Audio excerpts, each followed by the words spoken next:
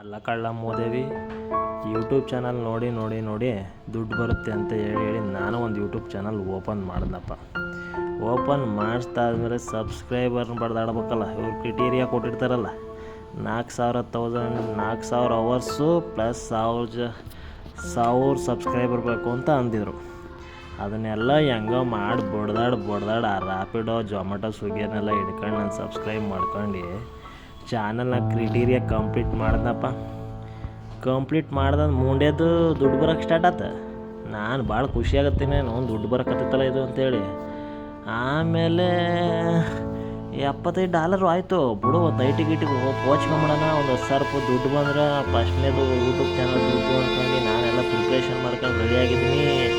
ನೀನು $70 ಬರುತ್ತೆ ಅಂತ ನೋಡ್ತಾ ಇದ್ದೀನಿ. ಯೂಟ್ಯೂಬ್ ಕಳ್ಳ ನನ್ನ ಮಗ, ನಾನು ಬೇರೆ ವೀಡಿಯೋ ಹಾಕಿರೋನ್ನ ಐಡೆಂಟಿಫೈ ಮಾಡಿ ರಿವ್ಯೂಸ್ ಕಾಂಟ್ಯಾಕ್ಟ್ ಅಂತ ಹೊಡೆದು ಬಿಸಾಕ್ಬಿಟ್ಟ ಮಗ.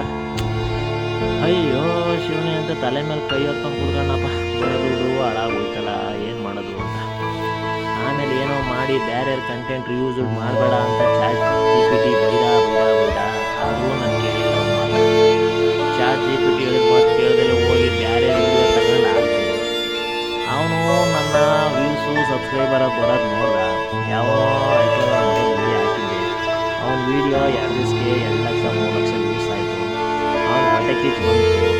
ತಗೊಂಡು ಹೋಗಿ ಮತ್ತೆ ನಾನು ಕ್ರಿಟೀರಿಯಾ ಅಪ್ಲೈ ಮಾಡೋ ಹೊಟ್ಟದಿಗೆ ನನ್ನ ಮಗ ಯಾರೋ ವೀಡಿಯೋ ಹಾಕಿದ್ದನು ಕಾಪಿ ರೈಟ್ ಸ್ಟ್ರೈಕ್ ಕೊಟ್ಟನಪ್ಪ. ಒಂದು ಕಾಪಿ ರೈಟ್ ಸ್ಟ್ರೈಕ್ ಕೊಟ್ಟಾದ್ಮೇಲೆ 90 ತನಕ ಯಾವುದೂ ಆ್ಯಡ್ಸೆನ್ಸು ಮತ್ತು ಕ್ರಿಟೀರಿಯಾ ಅಪ್ಲೋಡ್ಗೆ ಬರೋದು ಬಂತು. ನನಗೆ ಈ ಮಾಹಿತಿ ಗೊತ್ತಿಲ್ಲ. ಇನ್ನೊಂದು ಸ್ವಲ್ಪ ದಿವಸ ಆದಮೇಲೆ ಇನ್ನೊಂದು ವೀಡಿಯೋ ಬಿಟ್ಟೆ, ಅದನ್ನು ಕೂಡ ಕಾಪಿ ರೈಟ್ ಸ್ಟ್ರೈಕ್ ಮಾಡಿ ಕೊಂಡಿದ್ದಾನೆ.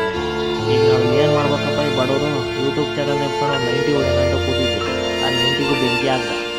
ಈಗ ಯಾವ ಸಣ್ಣ ಪುಟ್ಟ ವೀಡಿಯೋ ಮಾಡೋಕತ್ತೀನಿ, ಅವು ಯೂಸೇ ಬರೋಂಗಿಲ್ಲ. ಏನು ಮಾಡ್ಬೇಕು ನಾವು ಈಗ ಯೂಟ್ಯೂಬ್ನವರು? ಮುಚ್ಚಿಬಿಡ್ಲ ಅಂದರೆ ಬೇಜಾರು.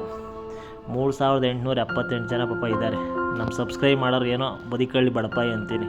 ಚೂರು ಮುಂದೆ